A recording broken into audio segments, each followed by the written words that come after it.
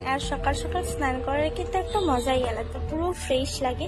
কিন্তু ওই দুপুরবেলায় যখন আবার গরম দেয়। তো বন্ধুরা, আমি বলছি যে মার্কেটে নতুন একটা বৌদি এসেছে, ঠিক আছে, কিন্তু বুঝতে পারছি না যে বৌদিরা কি দেখাতে চাচ্ছে আমাদেরকে। ওকে আমাদেরকে সানি দেখাচ্ছে নাকি অন্য কিছু দেখাচ্ছে? তোমরা একটু ভিডিওটা দেখো তো, দেখে আমাকে বলবে, ঠিক আছে, যে বৌদি আমাদেরকে কি দেখাতে চেয়েছে। হ্যাঁ, ভিডিওটা কিন্তু অনেক মজাদার। আর সকাল সকাল স্নান করার কিন্তু একটা মজাই আলাদা, পুরো ফ্রেশ লাগে।